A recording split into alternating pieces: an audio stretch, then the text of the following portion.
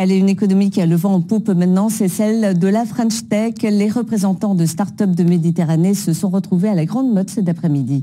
Thierry Rouil et Enrique Garibaldi. Ils étaient plus de 800 jeunes entrepreneurs de la tech ou étudiants à la recherche d'un job, heureux de se retrouver. En tête d'affiche, le patron de Blablacar, spécialisé dans les déplacements entre particuliers, et celui de Stride, start-up montpelliéraine valorisée à hauteur de 200 millions d'euros. De quoi donner des idées, exemples d'applications que vous utiliserez peut-être bientôt.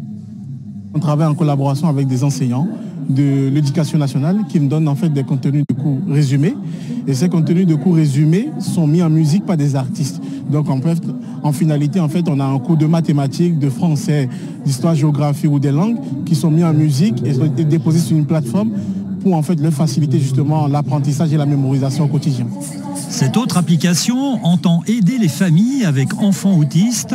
Les familles, souvent, elles sont confrontées au manque de place dans les institutions et elles vont embaucher une équipe pour venir intervenir au domicile auprès de leurs enfants. Et l'idée de cette application, c'est de pouvoir faciliter justement la prise en charge en centralisant tous les documents importants et en facilitant les échanges entre les différents professionnels.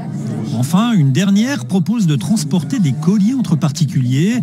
Elle revend les kilos non utilisés compris dans votre billet.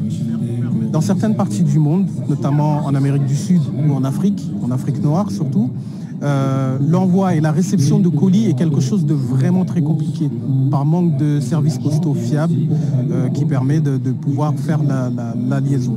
Donc j'ai apporté une solution à ce problème sous cette forme-là. En 2021, 8 lauréats tremplins avaient été sélectionnés. En 2022, ils sont 19. Ils vont rejoindre l'un des 3 sites d'incubation pour entreprises innovantes de la métropole.